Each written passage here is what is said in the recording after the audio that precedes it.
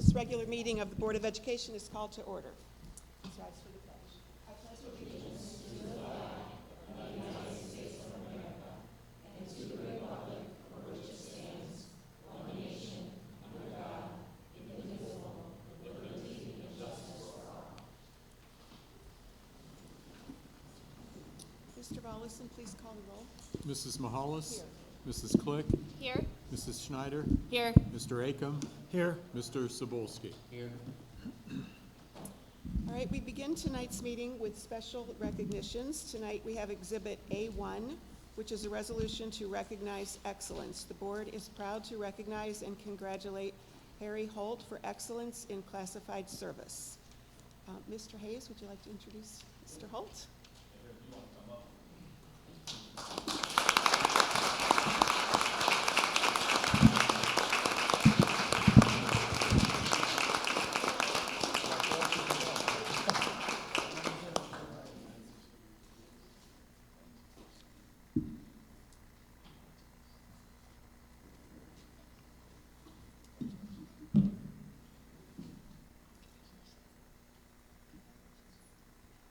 And Mr. Hayes, we're going to vote first, sorry. Yep.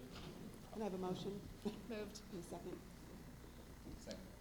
Mr. Volleson? Mrs. Mahalis? Yes. Mrs. Click? Yes. Mrs. Schneider? Yes. Mr. Cebulski? Yes. Mr. Acom? Yes. Okay. All right, well, thank you, Mrs. Mahalis and the Board of Education for allowing us to shine some light on one of our unsung heroes at Aurora High School, and that's what I want to talk about here momentarily. I have a couple sentiments that were expressed in the nomination process by our staff, and one of the first said, quote, "Harry is an unsung hero of the district, and hopefully this honor can allow his song to be sung. He goes above and beyond everything he does while being thoughtful and attentive to those he serves. He genuinely cares about other people and is always willing to take an innovative approach to solve a problem while also keeping a calm and cool demeanor. Harry deserves to be recognized for his ongoing excellence, as he could basically win this award every year." Another staff member who I'll say was Jen Safera, who's worked for the district for 18 years in multiple buildings, but this is her first year at Aurora High School, had just an awesome nomination that I felt compelled to share. She wrote, "Harry Holt was one of the first people I was introduced to as I transitioned to Aurora High School, and what a blessing it's been. Harry has been helpful and knowledgeable every step of the way, fostering that atmosphere among the staff he leads. He has efficiently and effectively handled any task I have asked about or request that has been made, going above and beyond many times. He is innovative," she wrote that in all caps. "He is innovative in his approach to problem solving and unique situations, having a different perspective that is often a better solution than my original thought or plan. He is a quiet, unassuming leader amongst our staff, and I don't think we always realize how much Harry just handles it. The high school is clean and organized, and yes, that is partly under the school's leadership, but it's because of Holt's implementation. However, my favorite part of working with Harry is that he has never made me feel like an inconvenience, a distraction, or a bother when I have had to request his help. He often holds the door for me when he has his armful of stuff himself, and he greets me and our students with a friendly smile and hello. So many little helpful gestures, whether it's unlocking the guidance door when I'm searching for my bags for my own keys, or making sure my calendars were secured to the wall and double checking that the pictures in my office were going to be hung exactly where I wanted them. These are the things that are just Harry, and I highly doubt that he realizes what an impact he makes daily. How he makes our lives easier, better. I think he embodies excellence, not only in execution, but in kindness and demeanor." And I can just say, working with Harry for the past 5 years, he's everything that these nominations described and more. He's a great human being. He's a great friend. And I feel so fortunate to just know him and get to work alongside him every day. And everything that they described is exactly true. I can go back to even COVID conditions and Harry working out different ways to create safer conditions for our kids, to talking about just Tony Taylor at our senior slideshow just now was talking about Harry and the crew going around and making sure every single chair was straight with a string of yarn to just ensure that our graduates and their families have a polished presentation for graduation. And he does that type of stuff without asking. So I'm honored to be able to recognize him here tonight. So congratulations, good sir.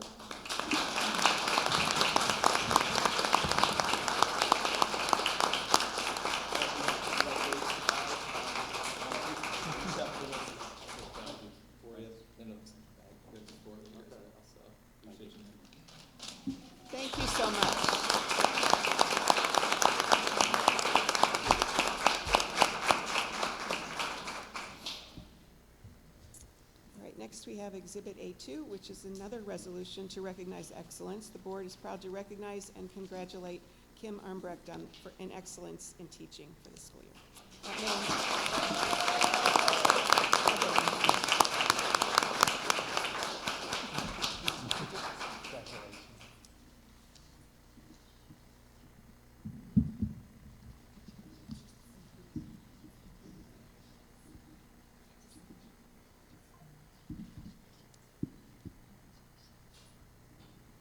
All right, and I'll get a motion before we start.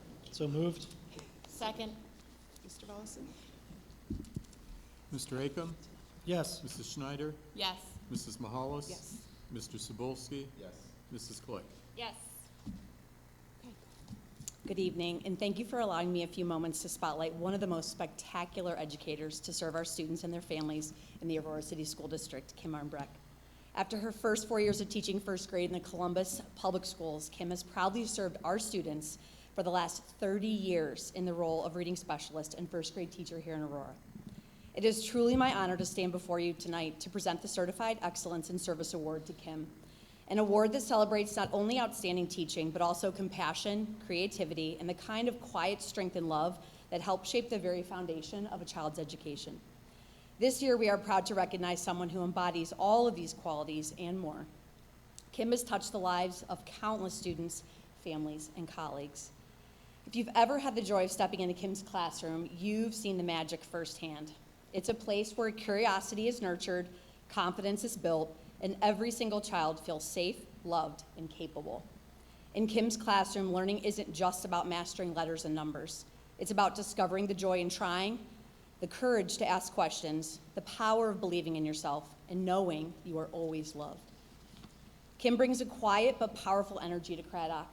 She leads not just through her words, but through her actions, with patience that never seems to run out, a sense of humor that brightens the hardest days, a positive outlook on everything, and a heart that never stops giving. Colleagues describe Kim as a guiding light, always ready to support, collaborate, and lift others up. Many of them have shared that she is dedicated, hardworking, involved, and passionate. Parents speak of Kim's encouragement and steady presence, helping their children to grow in confidence, resilience, and in a love for learning.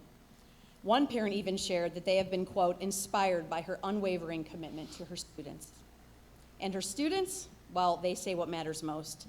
Mrs. Armbrecht is really nice. She is smart, kind, pretty, and the best. True facts. Amidst all the wonderful sentiments shared about Kim, I think one teacher said it best when she shared, she is the heart and soul of our first grade team. We not only rely on her for professional advice and guidance, but personal as well. Her absence will deeply be felt by all of us. Tonight we celebrate not just an amazing educator, but an extraordinary human being who reminds us all why we do what we do. Kim, thank you for the difference that you make every single day at Craddock Elementary School. This award is a small recognition of the enormous impact you've had and continue to have on so many lives as you begin the next chapter of your beautiful journey. And because it's clear you do it all because of the love you have of kids, I want to leave you with a quote from Cleo Wade's May You Love and Be Loved. May the sun in her tangerine skies always feel like a miracle. May you learn from the freedom of wildflowers and know beauty that is born from bravery. May you experience change. May your experiences change you and allow you to keep changing the world. May you know joy and follow it everywhere. May you know light and shine at every chance you get. May every moment be a gift, and when the days feel long and hard, may your spirit be sweet and strong. May you love and be loved, and love more and more and more after that. Craddock loves you. Please join me in congratulating our 2025 Certified Excellence in Teaching Award, Kim Armbrecht.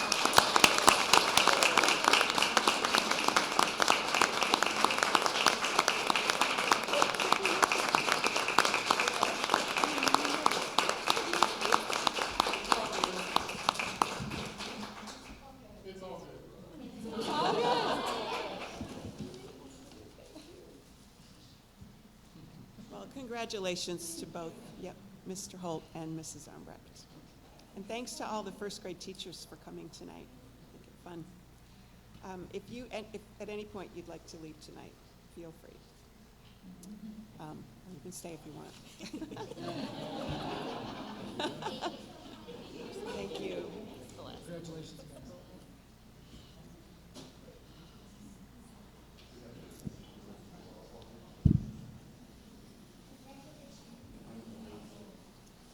All right, next we have a hearing of public on agenda and non-agenda items. This period of the board meeting is allocated to hearing public comments on agenda and non-agenda items. The board and administration do not typically respond at board meetings, but if a response is needed, someone from the table will get back to you. And let's see, the public comment period is a maximum of 30 minutes. Each speaker is limited to a total time of 3 minutes. Mr. Volleson will keep the time, and we ask that you give your name and address upon being recognized. So first and last is Michael D'Amato. Am I saying that right, D'Amato? Yeah. Okay, go ahead, if you come up to the podium, please.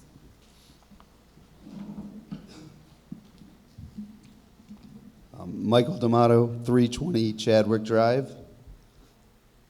Do I go now? Yes, go ahead. Okay. Hello. My name is Michael D'Amato, and I have been a resident here for approximately 10 years. We love the community and the school system here. The reason for me being here is my concern of pre-check inspections for bus drivers. I'm a substitute on-call bus driver, and we're only giving 15 minutes in order to perform our pre-check inspections for our bus route and get to the pickup location. For those of you who do not know what a pre-check inspection is, it is basically a safety check to make sure that the bus is safe to be driven. The pre-check inspections we are trained on, and then we must pass the pre-check inspection portion of the CDL test in order to get a CDL and drive the bus. The CDL test allows 30 minutes, and I consider myself pretty average, and I did it in about 25 minutes. However, the pre-check section of the test is not a full pre-check. You are not actually checking everything required. You're merely saying what you would check. For instance, you are not actually checking the oil. You just point out that you would check it. Also, you only check one side of the bus with the inspector and then tell them you would check the other side of the bus the same as this side. So my day would start by coming into the bus garage, finding my route sheet, getting a tablet, and finding the maintenance staff to find out which bus I would take. Then I have to fill out part of my route sheet and do my pre-check prior to heading to whichever school to pick up the students. According to MapQuest, it takes 5 minutes to get from the bus garage to the high school. And let's assume that it takes 2 minutes to get the tablet route and figure out what bus you were on. That leaves 8 minutes for a pre-check inspection, which the state allows 30 minutes for, and is not a complete inspection.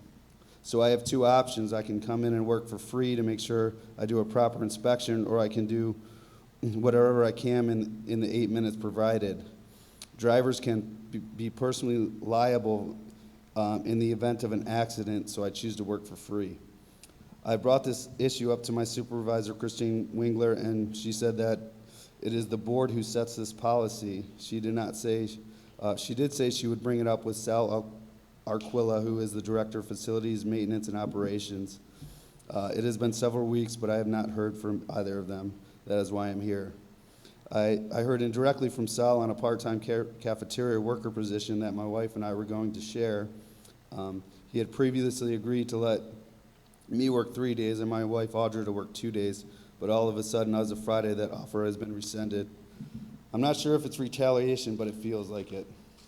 So the point of all of this is that I believe that drivers should be given enough time to perform their pre-check inspection. This is a safety item, and God forbid something were to happen, there's potential for a massive lawsuit that could be brought against the city school, and I don't want my tax dollars going to it. I used to own my own business, and according to what I remember from talking to my employment attorneys, we're also leaving ourselves open to litigation for not paying workers while they're performing work duties. Thank you for your time. Thank you. Thanks for bringing that to our attention, and somebody will get back to you via email. We have your email address here. Thank you. All right, next we'll move on to the approval of minutes from our regular meeting of April 28th. May I have a motion, please? Second? Were there any comments or edits, additions to those minutes? Okay, Mr. Volleson, please call the roll. Mr. Cebulski? Yes. Mrs. Click? Yes. Mr. Acom? Yes. Mrs. Mahalis? Yes. Mrs. Schneider? Yes. Minutes are approved as written. Now we will move to the superintendent's report. Okay, I'm going to start out with just a short little update and report. Each year in November, the Ohio Department of Education and Workforce sends out a report to be completed by districts concerning nutrition standards. Ohio law requires each school district's Board of Education to adopt and enforce nutrition standards governing the types of food and beverages available for sale on the premises of the schools. And so the board policy that focuses on nutrition standards for us is JHI, and this can be found on our district website. Nutrition Group completes our nutrition compliance report, and I, as the superintendent, am required to inform the board that we are in compliance at a public meeting. So being that this is a public meeting, I wanted to let you know that we are in compliance. But to go a little bit further, I have included a copy of the nutrition compliance report in my notes to the board this past Friday, but I also gave you a hard copy with your packet today, so you have that in terms of a reference. But in short, the policy report states that the district only purchases from vetted vendors. The fruit and vegetables are sourced as locally as possible.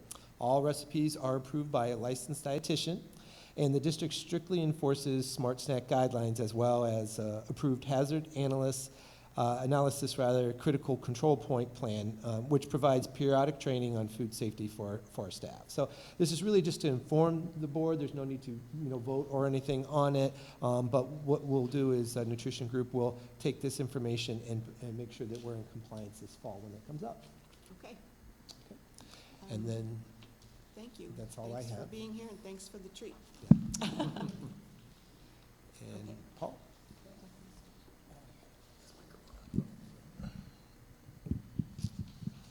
For my report, I'm actually going to cede my time to our gifted coordinator coach, Becky Quinn. So I'm going to pull up her slideshow right here. I know she's going up to the mic. I'll get you the clicker in a second, Becky. Becky, this wrapping up her first year here in Aurora, and she's done a fantastic job. You can take that. Thank you. Bringing a ton of experience and skills with us from Chagrin Falls and other places. She has truly transformed our services, some of our procedures, processes, just done a really terrific job with that this year. And I don't want to steal her thunder by talking too much, but I did want to give her kudos since she is the one speaking tonight. We had contemplated actually updating our gifted identification and services policy, but since we are doing a full policy review, which we'll be bringing in June, that policy is actually part of that, the plethora of changes that are coming before you in June.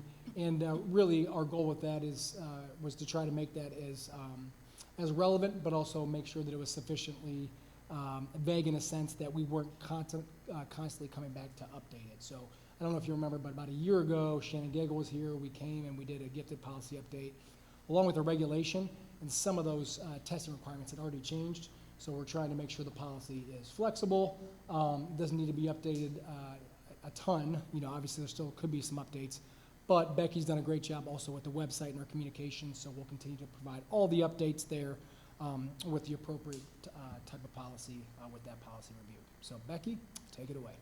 Thank you. Thanks for the opportunity to be here tonight. So I just wanted to kind of give you a broad update. As Paul indicated, assessments that are approved by the state of Ohio for use in all sorts of things, including gifted screening and assessment and identification, are posted every year, so they do change.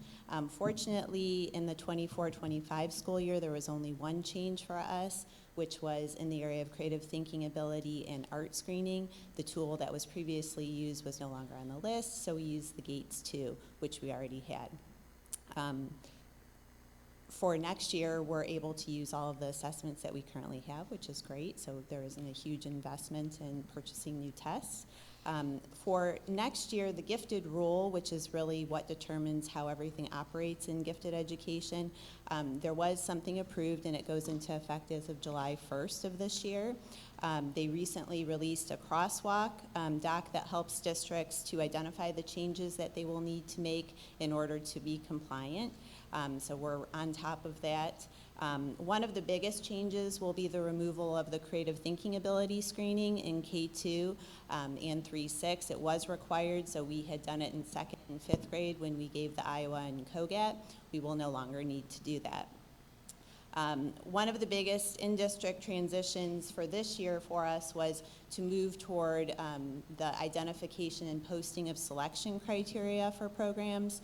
So you would see on the website now that for each school, Craddock, for Layton, for Harmon, that there is selection criteria posted for all of our gifted programs, as well as for Harmon. There's also for our advanced programs too, so like our single accelerated math programs where you don't need to have a gifted ID. There's other data points that are used. So we spend a lot of time with departments looking at data points, looking at things other than gifted identification to help us determine student readiness. So some of those things are listed up there, like the Iowa Algebra Aptitude Test is a great tool to use. So what's new in services? We've had some changes in that we've grown our services in first grade. We now have clusters. We had 3 teachers that had students that were identified as gifted during the school year, and those teachers opted to start getting gifted PD with me. So they are now gifted service providers, so it's exciting that we have those teachers interested in that and that we're able to serve our students. We've also, through this year, identified a new service in 8th grade, an advanced science cluster, which is exciting not only for our gifted students that are going into 8th grade, but for all students in every 8th grade science class, because any student would be able to access some of the enrichment and accelerative opportunities that exist, for instance, like contests that we're offering. But it also, too, we gave an assessment at the end of the year just 2 weeks ago to all of our 7th graders. That was a summative 8th grade science test to determine which students going into 8th grade already have some of the concepts secure. So going into next year, the teachers know which students that maybe aren't identified gifted but have those experiences and have that knowledge may be able to run through something quickly and do something more rigorous. So in the end, it truly will benefit all students. We've also this year worked to articulate our approach to acceleration with a posted set of administrative guidelines for acceleration. And we took the existing credit flexibility process that the high school has had for years, and we modified it because we had several students that were interested at the middle school level in participating in Credit Flex. We modified it to make a Harmon Middle School version of it. So it directly mirrors what the high school does, but it's a middle school version. So what's new in gifted professional development? So every district in the state of Ohio, if you are a gifted service provider, you have to meet certain criteria to be a provider. So that would include that you have a gifted endorsement, that you have a degree in gifted education, or that you've met the minimum hours, which in most cases for our elementary and middle school teachers is a total of 60 hours of gifted professional development, 15 hours minimum for 4 consecutive years. Once you reach that threshold, or once you get your degree in gifted ed, or you get your endorsement, you're required to have an ongoing PD. That is locally defined. And previously that was defined here in Aurora as 5 years. But given all of the overwhelming requests we've had on teachers, considering all of the training related to science of reading, I asked if we could modify that to a minimum of 1 hour per year so that we could give our teachers some space to breathe, and it seemed to be well received this year. Just to note that our teachers are still doing more than 1 hour, but in some cases it's super helpful to have it at 1 hour, especially for our high school staff. I've worked with Jen and Kara and our principals to try to embed gifted PD as much as possible. So if we're having a math meeting, inserting myself in the math meeting and really trying to not only address the needs of struggling students, but our gifted students, and have those conversations all at the same time. So it seems to be working well. We also provided quite a few online gifted PD book studies, which were nice for teachers in that they were asynchronous in nature, so they could work on them at their leisure. They could submit timesheets for time worked outside the contractual day, and they would yield 15 gifted PD hours. Also, the topics and the books were great. We bought the books for the teachers, so it was really nice. Additionally, we've had some other online offerings that I've kind of put together for teachers for them to access, particularly if they only needed 1 hour this year. We did host Dr. Susan Rakow on the March 3rd PD Day, which was awesome, and she gave a variety of sessions for teachers that were very well attended. We also took some teachers to the OAGC conference in Columbus and to the Gifted and AI session in October and a vertical differentiation session with Dr. Emily Mofield in March. I've tried to reach out to teachers that don't yet have gifted PD to see if they might be interested and to try to negotiate with them what might be topics of interest that maybe we could work together with something that they're already doing or something that they're already interested in, so that we could kind of accomplish it together. So that seems to be working well too. We have great teachers. I'm really happy to be here. So what's new in communication? We briefly talked about the Gifted webpage. I feel like that still is a little bit of a work in progress. I'm hoping to spend some summertime just kind of reorganizing it and prettifying it, if that's a word, but to make it just cleaner and neater. We have created our gifted screening and identification service plan that is posted to the website. It will be in all of the handbooks that principals will release to families, because that is a requirement in the gifted rule that it is shared with all of our families. On that site, you would also too find a compilation of K-12 summer camps of interest that are across the state of Ohio. They are not specifically for gifted students. Any student can participate in them, but some of the offerings might be of interest to our gifted students and their families. We've also posted the selection criteria, as I mentioned before, in some of our forums, like the middle school appeal form to get into a variety of courses, or the gifted testing referral form and that sort of thing. So what's next next year? The formal implementation of the science clusters is super exciting. If that seems like it's working well, it would be exciting to move it down and maybe do a 6th and 7th grade science cluster. I've kind of started talking with the teachers, and they seem to be interested in seeing how it rolls out this year. The refinement of the reading cluster, we do have our new benchmark advanced program that we adopted in K-5. So really just to make sure that we have reading cluster resources that align with the program that we're using and the other things that we're doing. Provision to the additional teachers that we have of gifted PD. We have gifted PD every year. We are also moving to use of gifted testing windows. Right now the requirement is that once a parent submits a referral, that the student must be tested within 90 days. Unfortunately, without gifted testing windows, what that means is that I'm testing one student one day, then one student the next day, then 2 days later, it's 2 kids that were in the same grade levels as those other students. So it's not necessarily efficient. It's effective in that we're getting those students tested, but it would be better if we could cluster those students together. So we'll have windows throughout the year, so we'll still meet the expectation of 90 days, but we will be able to group those kids together and have small groups. We also, too, want to look at just to see what the possibilities would be at the high school with our creative thinking identified students. When the state came up with the expectation that we screen students for creative thinking ability, we identified quite a few students. Many of those students are now in high school or they're on their way, and there is no service in that area, so if that's a student's only area of identification, there is no service. So it would be just interesting to talk with teachers to see if there's a natural fit for that, maybe some of our elective courses. Using teacher feedback to create new opportunities in gifted PD, continued refinement of the gifted webpage, and finally, I submitted, I hope I'm not jinxing myself, a Jennings Foundation grant. We should find out by the end of the month. Called Maximizing Gifted Potential of Students, GPS, and it would bring 2 experts in the field of gifted to the district, Dr. Donna Ford from Ohio State and Dr. Emily Mofield, who I took teachers to see on vertical differentiation. So we will find out soon, but it would be great to have them here. So yes, so that is all I have for you. All right, thank you, Becky. Any questions from the board?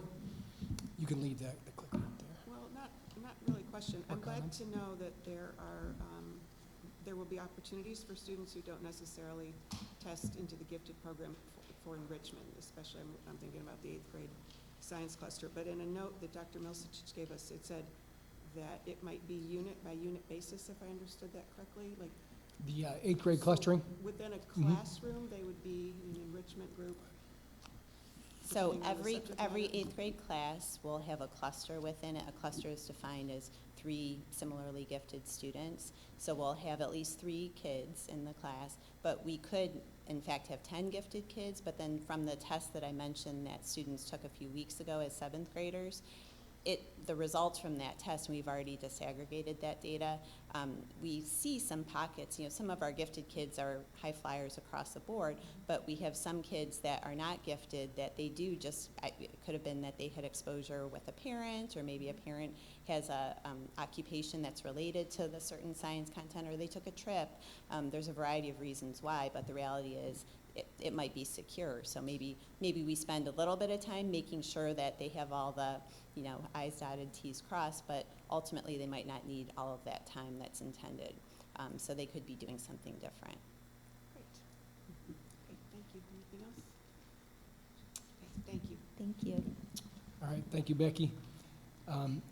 Next, we will move on to the principal goal meetings, and we do have our last 2 this evening, and so we will have Mrs. Goodman and Ms. Stewart approach the microphone up there. I believe we are going in the Miller-Craddock order, if I'm not mistaken, or is it Craddock-Miller? Oh, yeah. Craddock-Miller. Ready to roll? Yep, Craddock-Miller, yeah. Okay, We good are evening. good, go ahead. Good evening once again, ×2 tonight. We are so excited to be back and to be able to share with you some of the reflecting that we've been doing daily on everything that's been happening in our buildings, but so nice to be able to just have a few moments. We will keep it brief, we promise, just to update you on what we shared with you mid-year about how we're doing with goal setting and where we're landing here as we wrap up the 24-25 school year. So for Craddock, I think the big piece is really continuing to look back. We work really hard when we're bringing in new staff to ensure that we are hiring people that want to learn and grow constantly. Kim Armbrecht is the perfect example of someone who's been in the field for 30 plus years, who continues to be the consummate learner and grower, and that is why our kids continue to do as well as they do. She's just one of many of them. So that reflection piece is really huge and lands us to then to looking back at our 3 goals here.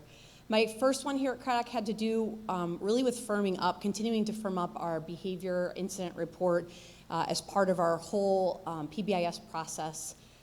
We have continued to become much more diligent at reviewing that BIR data at most of our PBIS meetings, as well as some of our staff meetings when we've got every player there, which is wonderful. It's actually opened up some really great discussion, especially across roles. Our classroom teachers kind of talk the same language, our pairs talk the same language, our custodial staff kind of talks their language, but it's really nice when they can all cross together and come together and have some conversation about some common things, like where are the hot spots in the building, what's happening. So that's been really, really nice and something we'll continue to support for next year. We really feel confident that the supports we're putting in place and have been working hard to put in place are having a really positive impact on our building.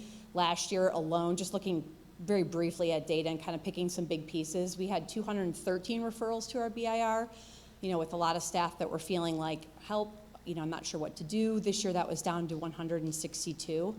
And I think when you pair that with the fact that 94% of the staff that put referrals into our system this year did not feel that they needed any extra support from our PBIS team. They feel like they have everything they need, they have all the resources, they have all the tools, and they're doing what needs to be done for kids. Kids are going to make poor choices at times, even the best of kids do. That's all part of learning and growing. So I think that's really indicative of the work that our team's been doing and how solidified it's becoming in our building. And along with that solidification, just continuing to work on Tier 2 practices. And we didn't feel this year like we were quite ready for silver recognition from the SST, but I think we'll be ready for that next year, and I'll be excited to share that with you as we continue that journey. Our second goal had to do looking really at analyzing our data and making sure that all of the big data pieces that we do collect and gather from our kids are showing that our kids are growing in leaps and bounds. Some of the things we've been continuing to work on to solidify that is making sure that we continue that intensive collaboration. Something I've really noticed, and maybe it's just the benefit of being in the building now for 6 years, but our teachers really value that time. Even if on the weeks where it's kind of extra crazy with conferences or something else going on, I might say, oh, it's optional this week. If you need extra time for other things or to meet with families, it's okay. They will still find time to come together and do their work. And that, to me, just shows that it is an established part of our culture, that getting together and putting their heads together on the most important things happening in the building is what makes us function.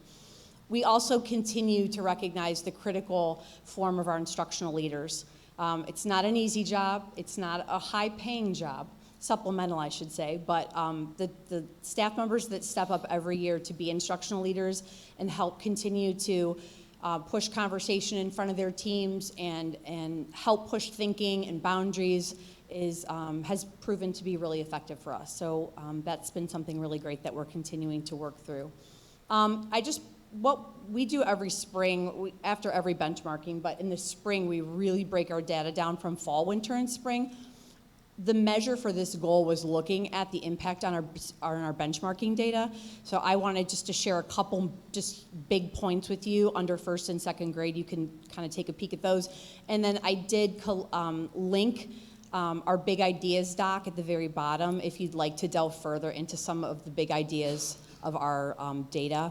We do look at this as a building at our building MTSS meeting, which will be Wednesday, and we get to really look back and reflect on everything we've been doing from a Tier 1 standpoint in the classroom, a 2A intervention standpoint in the classroom, a 2B standpoint out of the classroom. How is that impacting the growth of our kids? So that is something that we get to reflect on and once again celebrate this year. And again, I shared some of those big points with you, and then they're also linked at the bottom as well. I think a big piece, though, because we are constantly learning and growing, is what do we need to continue to keep doing better in this vein? Because, of course, we can find lots of things to celebrate. We want to always look through that positive lens. But we need to continue as individual teams working towards that diligent goal setting and monitoring those things. I think we do a great job of looking at data. I think we do a great job of having conversations, but I'm really excited about continuing to foster those conversations with our staff about the different data pieces and what we're going to do with it. How are we going to use that data and have impact in our school, in individual teams and as a whole? And then finally, hold on, we skipped goal 3. Really quickly, we sort of authentically had a culture committee created a year or so ago, and we really, really wanted to make sure that this team of educators across all roles in our building were helping to eliminate barriers in our building, helping to continue to foster learning and growing, celebrate the diversity that's in our building, and make sure that all of our learning environments are incredibly inclusive. So some of the big things we've done this year, which we're so proud of, is partnering with Aurora High School students. Kudos once again to Cameron Taylor for really lighting this fire with us. But we were able to survey our families, find out some of the major origins of our families country-wise, and then teach our students about those. We learned about what they eat, where it's located, what's the climate like, and they were able to compare that with what they know and where they're from, which has been really cool, and helping to give our kids identity even at the ages of 6, 7, and 8, which is so important. We invited an organization called Culture Kids in. They did a performance that was centered around kindness, which of course is always important, but was set in Costa Rica, and once again gave us an opportunity to teach our kids about another place that's, something they just read about in books or see in movies. So that was really, really neat, helped them build some background knowledge as well. In early March, we took our Right to Read Week and we centered it completely around the book, This Is How We Do It. And there are 7 different kids, real life kids in that book, and it profiles their lives from what they eat to where they live to what their families look like. And then we were able to have our kids create This Is How I Do It, and they were able to talk about who they are and all the different facets of their lives. This is then springboarding us into next year, where we're creating a big family board at the front of our school to show pictures of all of our families. We want people to walk into our school and immediately feel like they can connect with what's happening in Aurora, no matter where they're from and what they believe. So we're really excited about that. And then at the very end of the year, next Wednesday, we have our final rally, which will be celebrating lots of great stuff our kids have been doing all year and our staff. And we've got a really unique musical guest coming in, which we never usually do for our rally. It's usually the dunk tank. So thank goodness we don't have the dunk tank this year. The staff is pumped about that. Taking a little break from that, but I'm really excited to have a guy come in and expose our kids to some reggae and that culture, and all part of this, diversifying things for our students. So we're really excited about the work we've done. We will continue, as I talked about, reflection to look at how this year went and work with the instructional leaders to formulate our goals for next year, which is coming up very quickly. So also excited to continue to partner with Miller and Layton, but we receive the Miller students every year, so I feel lucky that Marie and I are able to work so closely together to make sure that that is a seamless transition, that the growth that she has so wonderfully started there continues at Craddock. So I'll turn it over to her.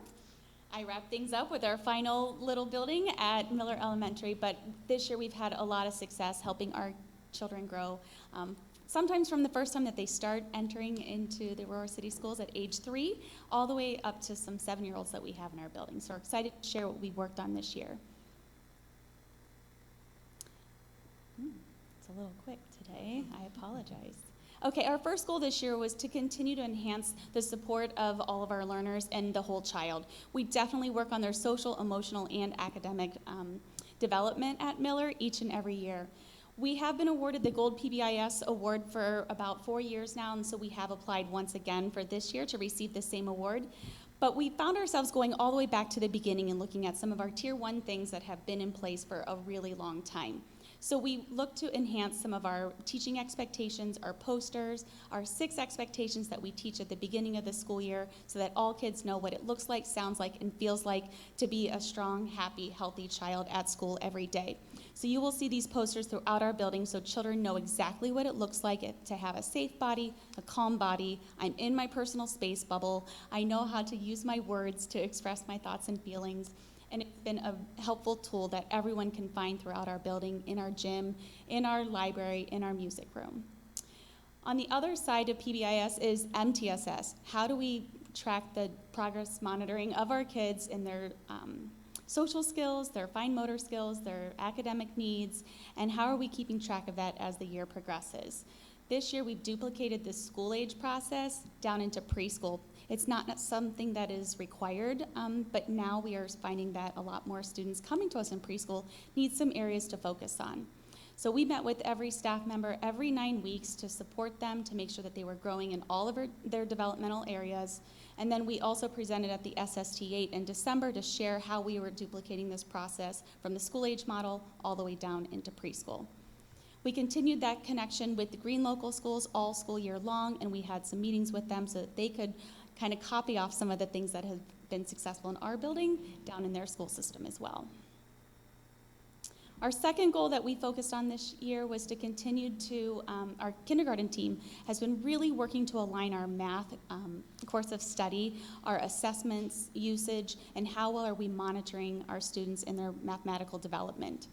We started off by looking at our math assessment that we were typically only giving 1 time a year, and we've now been giving it at the beginning, middle, and end of the year, using some key benchmarks to make sure that we know what should be happening at each key point time of the year, and when are we going to intervene and notice that they need a little extra support. So we developed some criteria for Tier 2 math intervention, and we utilized some of our resources that we had within our building to provide them intervention, which we normally haven't had in the past. So that's been very successful at gap closing and being able to identify areas that children could practice and get some extra support, and then move back into the general education setting with a lot of ease. We've also adjusted all of our courses of studies to make sure that our Tier 1 and Tier 2 support plans are being addressed, that we have more gap closing available, and then we've spent the last 8 weeks in our PLC meetings really targeting our math assessments, developing internal consistency and understanding of our math concepts, our outcomes that we expect, and to ensure that we're all on the same page. Our last goal that we had this year was the preschool staff had to review, analyze, and adopt a whole new preschool core curriculum. I talked about this in the fall, and we had been in the process of piloting Frog Street for about 10 weeks. We ended up deciding that we are going to make the purchase, and we have a great negotiator named Mike Maglianico who helped to get a great price on a pretty large comprehensive program that we did indeed adopt. The state was providing one free curriculum to every school district, and that's not the one we selected, so his negotiating skills came quite handy. Our team then met every other week to work on their alignment of what are the early learning standards, what is expected in the program, and then how can we implement that in our classrooms. It is one program, and we do have a 3s class and a 4s class, so how do we differentiate to meet the needs of 3-year-olds versus 4-year-olds? So that was quite a process to develop what our course of study would look like. The state made it even a little bit more challenging by saying, well, now you also have to select from this assessment choice, but the assessments aren't necessarily aligned with the core program that we selected.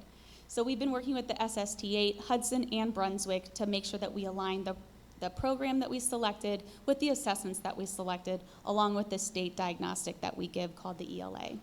So a lot of work behind the scenes, ensuring that we're aligned, that we're targeted, that we're meeting benchmarks for their social, emotional development, as well as their academic skills. We look forward to next year being able to implement this with a lot more smooth consistency, instead of it feeling like we are trying to catch our breath all year long. So next year we'll continue with a lot of this work that we have set forth on this year, continuing with our math goal and making sure that we have a strong implementation. We'll continue to work on our preschool implementation of our new Frog Street, and I know with the amazing staff that we have at Miller that it'll be another amazing school year. So we both want to thank you for all the support that you do. We feel that we are honored to run these two amazing buildings with the littlest ones in the district, and they grow up to graduate from the greenhouse in just another couple days, and we want to thank you again. Thank you both for that. That was a great update. Appreciate it.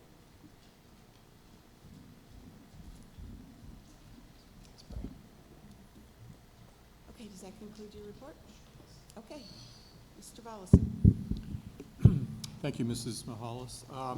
This evening, I have two resolutions for your consideration, and we'll start off with Exhibit D1, which is the financial report, this being a general fund financial report, this being for the month of April.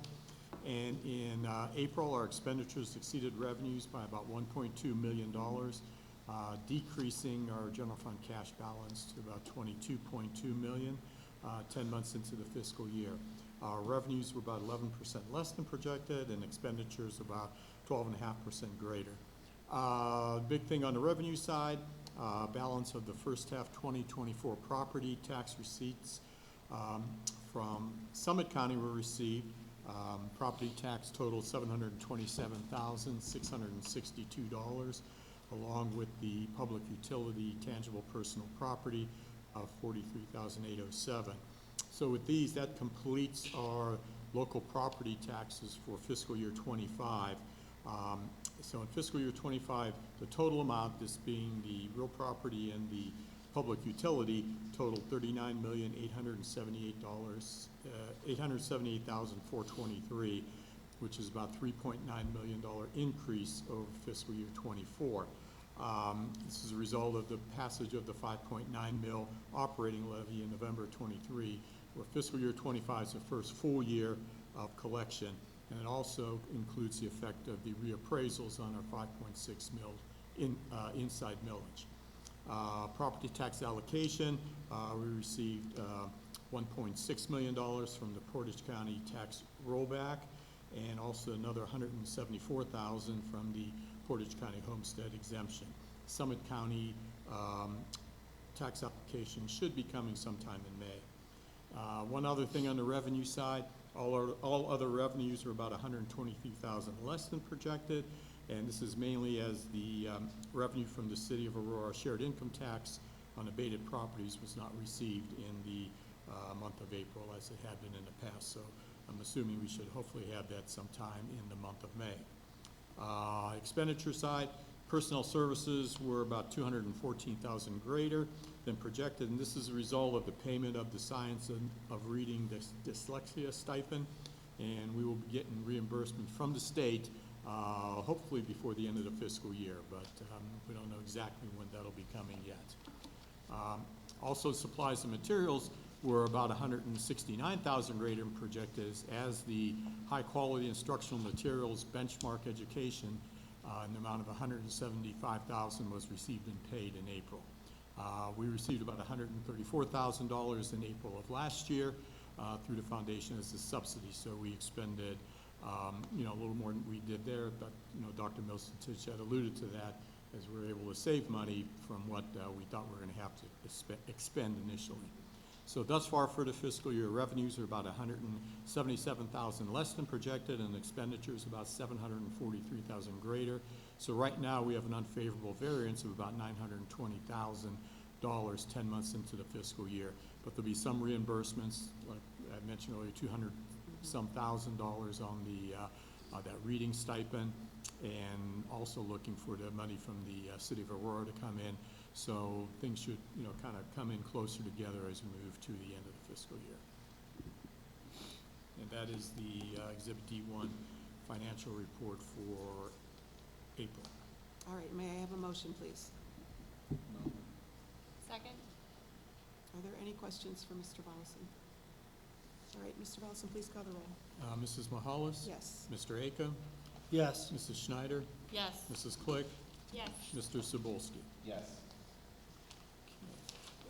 D2, the second resolution, this is to approve the state five-year forecast. And obviously, we do this twice a year. We do it in November and then again in the month of May. And I'm not going to go through the whole thing, as it's about 30 pages long and take a good deal of time to do that. But I also gave you a handout, financial forecast, key indicators and analysis. So I'll just briefly go through that. And as you look at the first page, for this year, we're projecting our general fund revenues to be about $52.6 million, and with our expenditures about $51 million. So we should have a gain for the year, finish in the black to the tune of about $1.7 million. When you break down on the next page, as far as how the revenue comes in, the local property taxes between the real estate and the PUP total almost $41 million, or 78% of the dollars that we receive. So by and large, we're a locally funded school district, heavily reliant on the residential taxpayers. State funding, including the Fair School Funding Plan, restricted state funding, and then the property tax allocations amount to about $9.3 million, or about 18% of our total funding. And then the remaining 5% is all other operating revenue, things such as interest on investments, different fees that we charge, whether it be for all-day kindergarten or preschool, supplies, those types of things are included in that particular figure. As far as how we spend the money, personnel is obviously, we're a people business, that's our highest expenditure. So for this year, we're looking at about 87% of our costs will be between salaries and benefits. We've seen in the last couple of years an increase in our medical costs. This past year is over 16% increase. Next year going forward, it's about 14.8%. So over a 2-year period, our healthcare costs are going to go up about 30%. The next largest areas are purchase services, projected to be a little over $3 million this year. And this isn't a big increase from last year. Two things to look at there is our purchase services as far as our leases on the Chromebooks. The past several years have been paid for by ESSER dollars. Now ESSER is gone, all those dollars have been expended, and that's coming out of the general fund. So that's approximately $330,000 a year is for the lease of those particular Chromebooks. Also, our utilities, mainly electricity, has gone up significantly. Right now, through the last 10 and a half months, we're about $80,000 higher than what we were in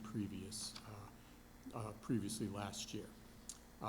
Then after that, all the other expenditures, really from supplies or capital costs, all other operating expenditures are only account for about 7% of our total expenditures for the year.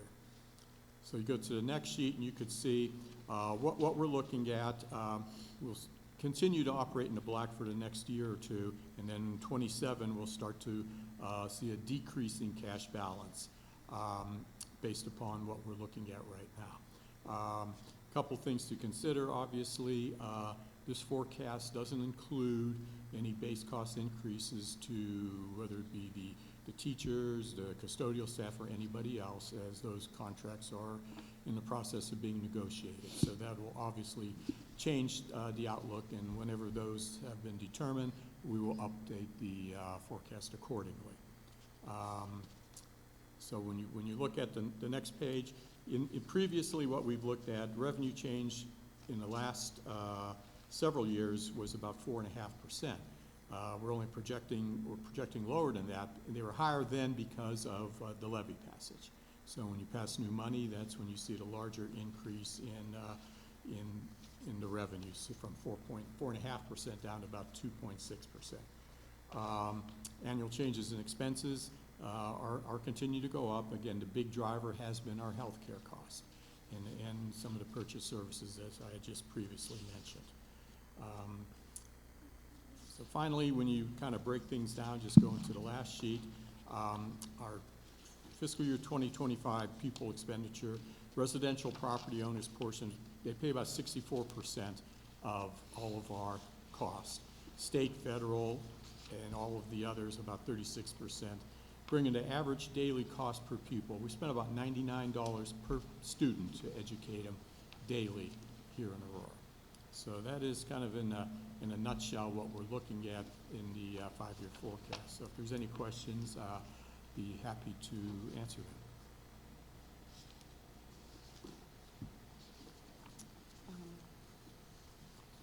Okay, I'll get a motion in a second for the five-year forecast. Could I have a motion, please? Moved. Chair seconds. Are there any questions for Mr. Volleson? Okay. Please call the roll. Mr. Cebulski? Yes. Mrs. Click? Yes. Mr. Acom? Yes. Mrs. Schneider? Yes. Mrs. Mahalis? Yes. That And thank you concludes for my- all the background on that. Thank you. All right, that concludes your report? Yes. Okay, moving on to new business, we have Exhibit E1A, which is a resolution to accept gifts and contributions. We have Mr. and Mrs. John Gotch donated $50 to the boys soccer program. The elementary PTO donated $750 for Miller School Assembly, and the Harmon High PTO donated $1,211.25 for 5 students for 6th grade camp. May I have a motion for approval? Moved. Second. All right, we thank all of these donors for their generous contributions. Mr. Volleson, please call the roll. Mrs. Schneider? Yes. Mr. Acom? Yes. Mrs. Mahalis? Yes. Mrs. Click? Yes. Mr. Cebulski? Yes. All right, without objection, I'll take the next 6 personnel items together. We have Exhibit E1B1, which is a resolution to accept resignations and retirements. Exhibit E1B2 is a resolution to employ licensed substitute teachers for next school year. Exhibit E1B3 is a resolution to employ support staff substitutes for next school year. Exhibit E1B4 is a resolution to award summer supplemental contracts. Exhibit E1B5 is a resolution to employ licensed substitute teachers for this school year. And Exhibit E1B6 is a resolution to award teachers a 1-year limited contract. May I have a motion for approval? Second. Any comments or questions? Mr. Volleson, please call the roll. Mrs. Schneider? Yes. Mrs. Mahalis? Yes. Mr. Acom? Yes. Mrs. Click? Yes. Mr. Cebulski? Yes. Exhibit E1B7 is a resolution to award a new administrator contract to Jeremy Rothstein. May I have a motion for approval? Move. Second. All right, Mr. Volleson, please call the roll then. We'll Mrs. Schneider? Yes. Mrs. Mahalis? Yes. Mrs. Click? Yes. Mr. Cebulski? Yes. Mr. Acom? Yes. All right, congratulations and welcome. Would you like to say something? Yes, yes. Good evening, everyone. I just want to take a moment to thank our Board of Education as well as the administrative team at Aurora for providing me this opportunity. I'm thrilled to come back and work for Harmon Middle School, where I initially started my career as a 7th grade baseball coach. It was thanks to that opportunity about 16, 17 years ago that I was able to complete my student teaching at Harmon 15 years ago. Fell in love with the lunch lady's daughter I'm now married to, and have 2 kids with a third on the way. Been a district resident ever since. I take this responsibility as an honor to serve as the assistant principal at Harmon Middle School. I can't wait to collaborate with the amazing staff at Harmon and work with all the students and families. I got a brief glimpse of that last week. I got to join at the 6th grade parent orientation, walking around with the families, just talking and getting to meet a few students who were there as well. I just thank you to everyone for their support and trust. I'm so excited to come home. Thank you.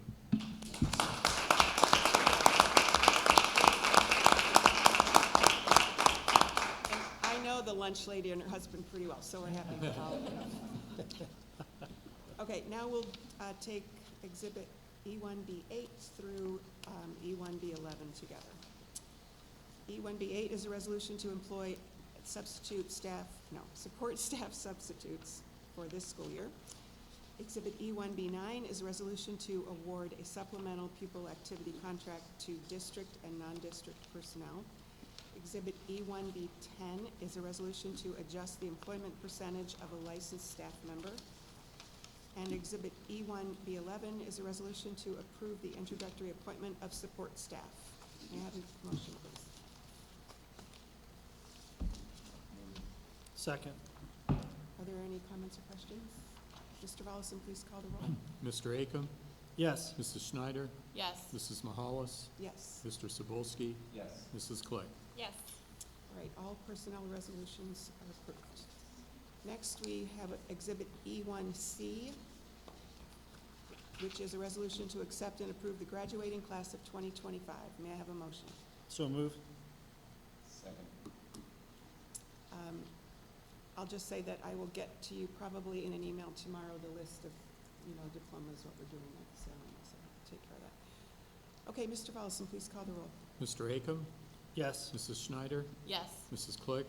Yes. Mrs. Mahalis? Yes. Mr. Cebulski? Yes. Congratulations to those graduating seniors.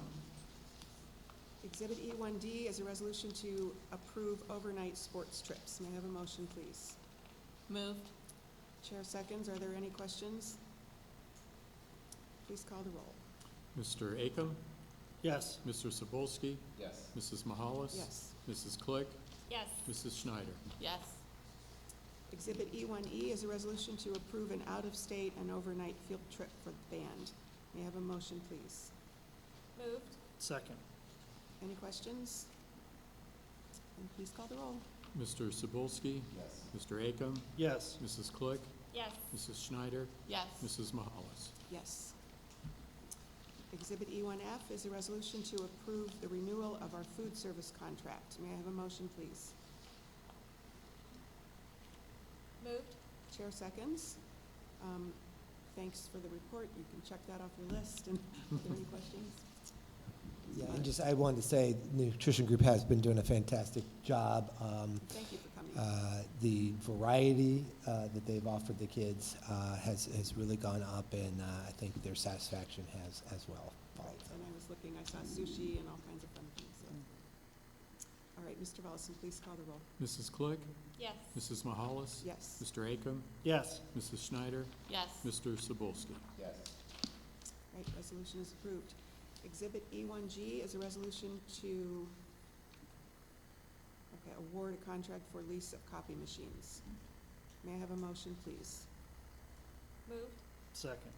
Do you want to just, Yeah, each year we come back and revisit our copy machine, actually not each year, each couple years. And it's been about, I think, 5 years, since we've last done this. And this is an opportunity also to kind of revisit the cost as well as the style of machine and improve some of that. And so this is the group that we landed on for that improvement. okay. Any questions?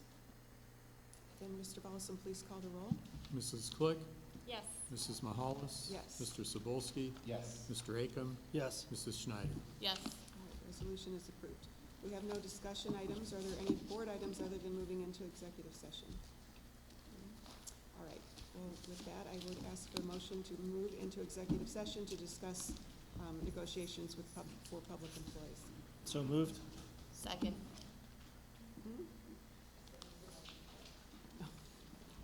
All right, Mr. Balsam, please call the roll. Mrs. Clegg?